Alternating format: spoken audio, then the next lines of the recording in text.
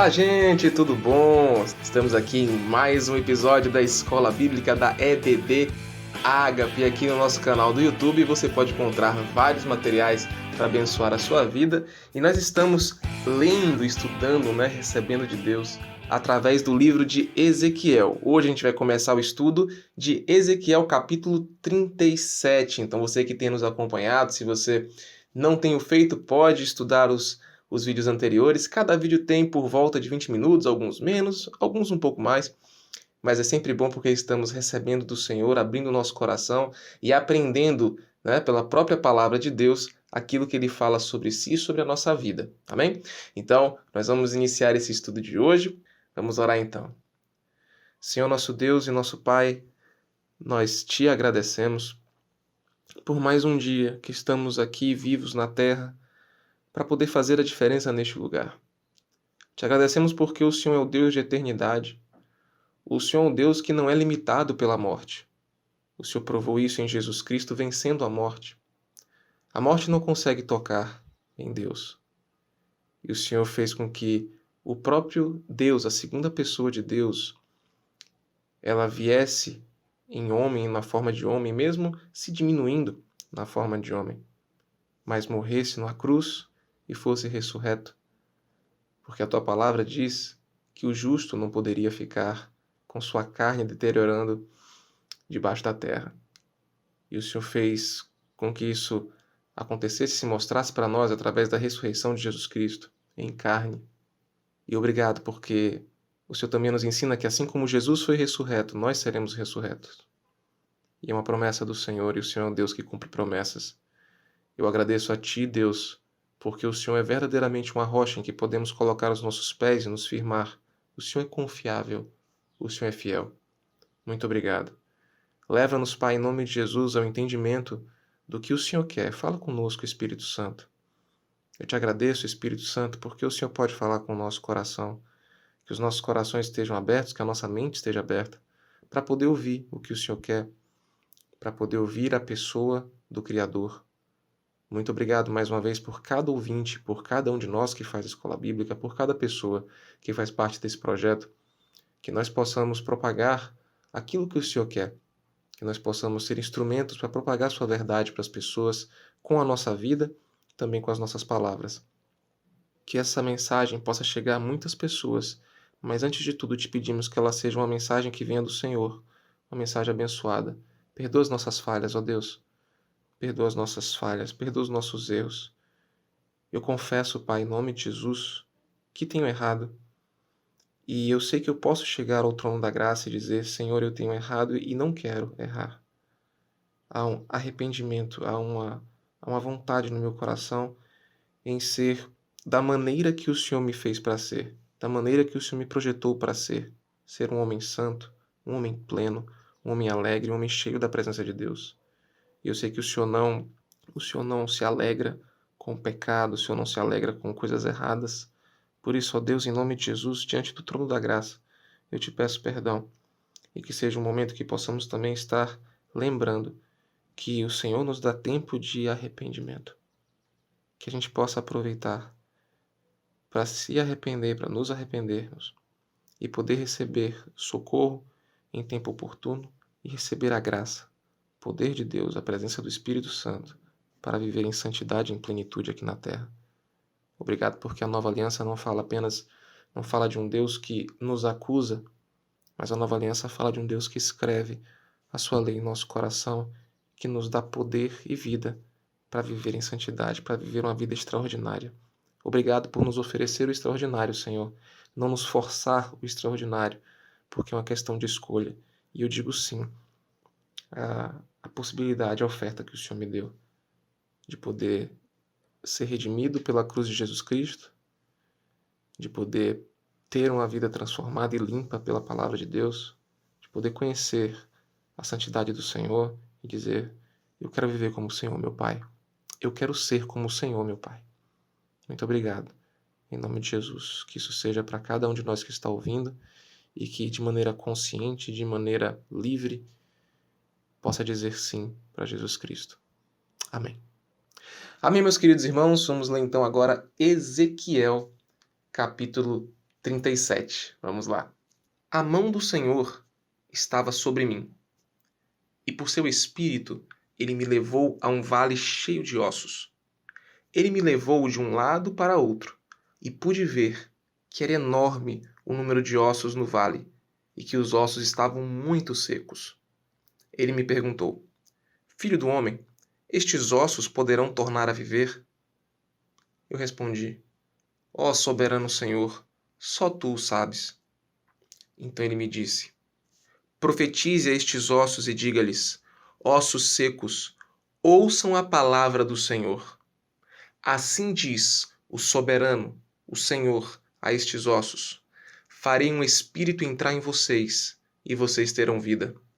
Porei tendões em vocês, e farei aparecer carne sobre vocês, e os cobrirei com pele. Porei um espírito em vocês, e vocês terão vida. Então vocês saberão que eu sou o Senhor. E eu profetizei conforme a ordem recebida. Enquanto profetizava, houve um barulho, um som de chocalho, e os ossos se juntaram, osso com osso. Olhei, e os ossos foram cobertos de tendões e de carne, e depois de pele, mas não havia espírito neles. A seguir, ele me disse: Profetize ao espírito, profetize, filho do homem, e diga-lhe: Assim diz o soberano, o Senhor. Venha desde os quatro ventos, ó Espírito, e sopre dentro desses mortos para que vivam. Profetizei conforme a ordem recebida, e o Espírito entrou neles. Eles receberam vida e se puseram em pé. Era um exército enorme. Então ele me disse: Filho do homem, estes ossos são toda a nação de Israel. Eles dizem: Nossos ossos se secaram e nossa esperança desvaneceu-se. Fomos exterminados. Por isso profetize e diga-lhes: Assim diz o soberano, o Senhor. Ó meu povo, vou abrir os seus túmulos e fazê-los sair. Trarei vocês de volta à terra de Israel. E quando eu abrir os seus túmulos e os fizer sair, vocês, meu povo, saberão que eu sou o Senhor.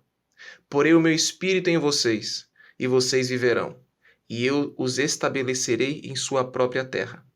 Então vocês saberão que eu, o Senhor, falei e fiz, palavra do soberano Senhor. Vamos fazer essa leitura até o verso 14, né?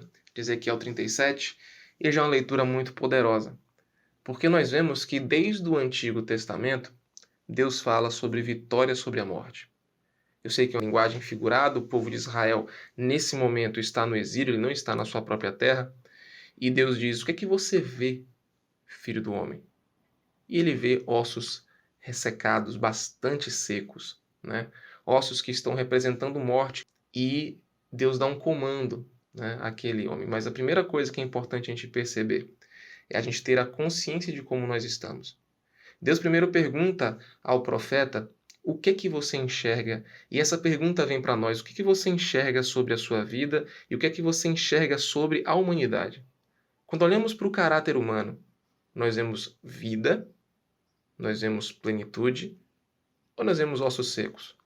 Eu tenho amigos, tenho colegas, e quando a gente conversa, eles fazem assim: só tem um jeito de mudar o país, ou só tem um jeito de mudar a humanidade, talvez, que é começar tudo de novo. A gente entende esse tipo de frase. Para as pessoas que são mais vividas, para as pessoas que passaram por muitos relacionamentos humanos, ou se relacionaram com muitas pessoas, fica claro de que nós temos, sim, como humanidade, algo a ser tratado. Algo que parece até natural, algo que está relacionado à natureza humana e que aconteceu, né, na queda no Homem no Éden. Que é essa questão de, poxa, por que as pessoas elas são tão individualistas? Por que as pessoas não? Por que nós? Vamos colocar a nossa pessoa no bolo, né? Porque é importante. Porque aqui está falando o que é que você vê, filho do homem. Você tem consciência do que você vê? Então, o que que tem dentro de nós, né? A questão do individualismo, de querer, às vezes, primeiro para nós do que para os outros, mesmo sendo injusto nesse processo. A questão, muitas vezes, da mentira. E eu estou falando de mim, tá? Quando eu falo para ninguém ficar chateado, eu estou falando do que eu vejo na natureza humana de mim e do que eu me relaciono. A gente vê a questão de querer um ganho injusto, muitas vezes, cobra tanto a justiça em quem está fora, mas a gente consegue fazer concessões quando a justiça é para a gente, né? Ah, não tem problema, qual o problema de fazer isso daqui? Mas quando outra pessoa faz e é acusada e muitas vezes aparece num canal de mídia, a gente acha um absurdo. Na verdade, a gente acha um absurdo. Isso é estranho porque não foi a gente, muitas vezes. Com a gente nós gostaríamos de ter certa paciência das pessoas ou compaixão das pessoas, né? Não diminuindo o que é pecado, não é isso. Mas a primeira coisa que o Senhor faz aqui com o profeta é o que é que você vê. Então que Deus possa trazer em nós esse tempo de que a gente possa olhar para a humanidade e olhar para a nossa vida e ser honestos. E falar o que eu vejo, talvez não em toda a sua vida, mas nessa área aqui, Deus. O que eu vejo na área da minha família, a forma como eu trato a minha esposa, a forma como eu trato os meus filhos, de repente eu sou muito violento, Deus.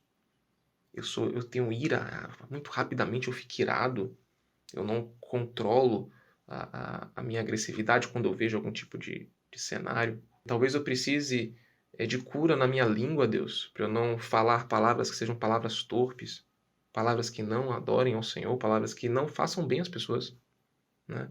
Talvez eu seja malicioso, enfim, nós temos algo que Deus deu para cada ser humano chamado consciência, né? Independente das pessoas seguirem ou não a Jesus Cristo, há algo chamado consciência e a gente consegue, pela vida, ver se o que estamos fazendo faz bem ou faz mal às pessoas.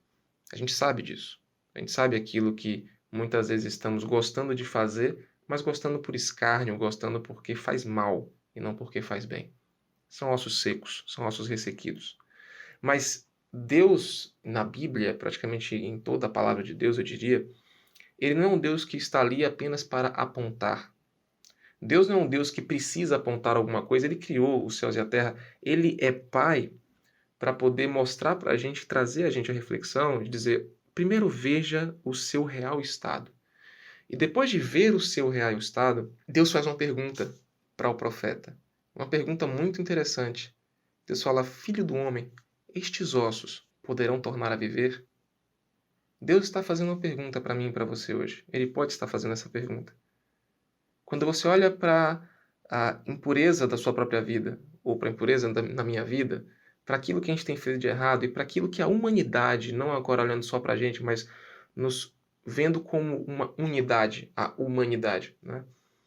Quando a gente vê isso, Deus faz uma pergunta, é possível que Breno possa tornar a viver? É possível que você, querido ouvinte, possa tornar a viver, possa ter vida nessa área? É possível que a humanidade toda possa ter vida? Olha como Deus, ele mostra o estado, mas no fundo, ele quer que nós tenhamos vida plena. E a resposta do profeta é a resposta seguinte: ó soberano Senhor, só tu o sabes.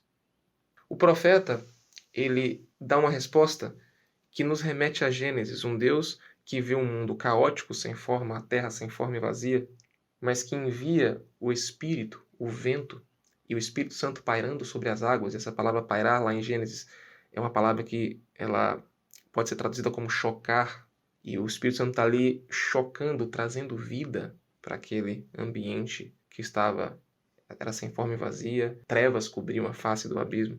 Deus é um especialista em trazer vida em meio a uma situação de destruição. Ele pode fazer isso. E a resposta que o profeta diz: ó soberano Senhor, só tu o sabes se é possível trazer vida. E Deus não responde, eu sei. Deus responde com ação. Deus responde, então profetize a estes ossos e diga-lhes: ossos secos, ouçam a palavra do Senhor. Assim diz o soberano Senhor a estes ossos, farei um espírito entrar em vocês. E assim como na criação, que quando Deus cria o homem, ele sopra o espírito, sopra a vida de Deus nas narinas do homem. Deus é capaz de pegar pessoas que estão destruídas, de pegar pessoas que erraram como eu, e Deus dizer, o erro não é o final da sua vida. Há uma escolha. Se você quiser, eu sou capaz de redimir você. Eu sou capaz de restaurar você. Eu não sou um Deus que quando você erra eu te acuso e acabou, não é isso. Eu sou um Deus que sou pai a ponto de tocar na ferida e dizer, isso que você está fazendo é errado, meu filho. Isso que você está fazendo é errado, querido. Eu não vou negociar o que é certo e o que é errado, isso está errado. Mas eu não estou aqui para dizer que está errado, para apontar e falar, agora você vai viver uma vida péssima, não. Eu sou um Deus que digo, se você reconhecer, se você olhar para a sua vida e sentir que tem algo de errado e você reconhecer que está errado, eu enviarei o Espírito. Eu enviarei o Espírito. Esse Espírito Santo virá e ele vai trazer vida para você. Eu vou fazer nascer vida onde não tem vida. Eu vou fazer nascer carne novamente onde não tem carne. Eu vou fazer tendões, eu vou te dar força para que você viva. E mesmo que você esteja bastante ressequido, eu irei te levantar. Claro que nós estamos trazendo aqui a palavra para nós, porque a palavra de Deus é poderosa para isso. E naquele momento nós temos ali a nação de Israel totalmente destruída, não estando na sua terra, e Deus é capaz de dizer, olha, eu vou trazer vocês de novo, eu vou levantar vocês de novo. Em Ezequiel 37:8, olhei e os ossos foram cobertos de tendões e de carne e depois de pele, mas não havia espírito. Observe, não havia vida de Deus neles. E aí Deus fala, profetiza, profeta, profetiza, Ezequiel. Venha desde os quatro ventos, ó Espírito. Deus não diz ó Espíritos, Deus diz ó Espírito, ele está dando ordem a um Espírito. Eu creio que é o Espírito Santo que nos dá vida desde lá do Gênesis, que nos dá vida depois da ressurreição de Cristo Jesus. E diz, e sopre dentro desses mortos para que vivam. Observe que a chave da vida está vindo de duas formas. Primeiro, Deus ordena ao profeta que ele profetize, que ele libere a palavra de Deus. E nós, aqueles que cremos em Deus, nós precisamos fazer isso. A Bíblia diz que a gente tem que pregar a palavra de Deus a tempo e a fora de tempo. Jesus nos ensinou que a palavra de Deus é semente, que nós podemos lançar a semente na terra, que são os corações das pessoas. Nós podemos falar de Deus para as pessoas, nós podemos lançar a semente. A gente pode semear esse planeta com coisas boas e não há nada melhor do que a palavra de Deus, porque é a palavra de Deus que é a semente que traz vida. Só que ainda assim, ainda que nós sejamos semeadores da palavra de Deus, é em conjunto, em parceria que nós trabalhamos. Porque Deus traz a água, traz o vento, traz o Espírito que faz essa semente germinar, que faz essa semente verdadeiramente criar vida. O papel é nosso de propagar. Nós temos o privilégio de sermos cooperadores da obra de restauração de Deus aqui na Terra, da obra de trazer as pessoas de novo à plenitude. Somos cooperadores e Deus não nos tirou esse papel. Aleluias, glórias a Deus por isso. E o Espírito vem e sopra nos mortos e os mortos vivem. Verso 10, profetizei conforme a ordem recebida e o Espírito entrou neles. Eles receberam vida e se puseram em pé. Era um exército enorme. Eu acho interessante porque Deus, ele depois que levanta e dá vida, o que nasce é um exército. E nós sabemos o que um exército faz, um exército batalha. Um exército tem um propósito. Deus não levantou somente um povo, Deus levanta um exército. Pessoas que precisam batalhar a batalha de Deus. E que batalha é essa de Deus? É a batalha de fazer com que mais pessoas possam ter plenitude de vida. E aprendendo com Deus, é isso que muitas pessoas não entendem, porque quando a gente fala de exército, a gente se remete a exércitos humanos. Quando a gente pensa em governadores, a gente pensa em governadores humanos, a gente não pensa no governo de Deus. Observe que Deus, ele nos dá a oferta de fazer parte do povo dele. Ele não nos força a ser povo dele. O exército de Deus vai lutar primeiro para não macular o seu próprio coração, para poder ter comunhão com Deus, com o Espírito Santo, para poder ser lavado, ler a palavra de Deus, aprender mais quem é Deus, ficando forte de dentro, se alimentando. A Páscoa, na verdade, é um ensinamento de que nós temos que comer pães asmos, tirar o fermento antigo, tirar o pecado, tirar as falsas doutrinas, tirar aquilo que antigamente a gente fazia que faz mal. Então há um chamado de Deus para retirar o que há de ruim dentro de nós, e não fora. Observe que Israel, inclusive, estava exilado porque eles tinham ações erradas dentro do povo de Israel e não ações erradas somente com quem estava fora. E o exército, ele também tem a questão do ir para fora. Só que quando a gente vai para fora, a gente vai com o exemplo do líder do exército. E quem é o líder do exército de Deus? É Jesus Cristo. E em nenhum momento Jesus Cristo forçou alguém a recebê-lo. Jesus oferecia, Jesus enviou os seus discípulos para dizer assim, olha, eu quero ir aí cear na sua casa, eu quero ir até a sua cidade. E aí eu me recordo que o povo de Samaria falou: de jeito nenhum, Jesus não vai entrar aqui, vocês não vão entrar. E aí alguns apóstolos, né, chegaram para Jesus, mas eles falam: Senhor, o Senhor quer que a gente peça que caia fogo do céu e destrua essa terra? Porque eles não aceitaram o Senhor. Jesus olha para eles e diz: que espírito procede de vocês? Ou seja, vocês realmente acham que o que eu quero é que quem não me receber, receba fogo do céu agora e receba destruição? Não, queridos, não. Jesus nos deu a missão como exército de cuidar das pessoas e propagar, sim, as boas novas, a novidade de que ele veio para restaurar pessoas e de que essa vida é disponível. Mas Deus não nos deu a ideia de que se as pessoas não nos aceitarem, se as pessoas até fazerem chacota de nós, quem vai fazer? Deus traz julgamento ali. Porque se lembra, Deus não se agrada da morte do ímpio. A gente precisa, num exército, saber quais são as ordens do comandante. E o nosso comandante é santo, puro, agradável, maravilhoso. O nosso comandante criou todas as pessoas. Ele criou a humanidade. O nosso comandante, ele é um comandante interessado em salvação e não interessado em destruição. Mas ele é um comandante que ele é o mais lindo de todos, porque ele não força. Ele fez o ser humano livre para escolher. Livre. Eu estou aqui para que vocês possam conhecer mais a Deus e que, se o seu coração dizer: eu quero Jesus, as mãos do Senhor e o coração de Deus estão abertos para você. Ele diz assim no 11: Filho do homem, estes ossos são toda a nação de Israel. A nação diz: nossos ossos se secaram e nossa esperança desvaneceu-se. Fomos exterminados. Queridos amigos, queridos ouvintes, estamos passando por uma situação em nosso país com muitas pessoas falecendo. Isso dói no coração. Isso dói no coração de Deus. E Deus, ele venceu a morte. Há uma esperança. Há uma esperança. Isso não quer dizer que nós não temos que fazer esforços de outra forma, não é isso. Não é isso. Mas eu glorifico a Deus, porque ele diz no verso 12, assim diz o soberano Senhor: ó meu povo, vou abrir os seus túmulos e fazê-los sair. Trarei vocês de volta à terra de Israel. E quando eu abrir os seus túmulos e os fizer sair, vocês, meu povo, saberão que eu sou o Senhor. Porei o meu espírito em vocês, e vocês viverão. E eu os estabelecerei em sua própria terra. Então vocês saberão que eu, o Senhor, falei e fiz. Palavra do soberano Senhor. Estamos nos aproximando da Páscoa, e todos nós, talvez a maioria de nós, não sei, sabe que Jesus Cristo morreu, foi sepultado, foi ressuscitado, e nos deu essa bênção de receber o Espírito Santo e receber vida. Essa é a promessa de Deus, de um Deus que nós podemos colocar os pés como uma rocha e dizer: ele é fiel, ele cumpre. Para você, meu querido irmão, minha querida irmã, para você, querido ouvinte, eu quero dizer que Deus, ele não resolveu somente curar o cego quando curou com Jesus. Ele não somente curou o leproso. Deus nos curou da morte. Deus nos curou da morte.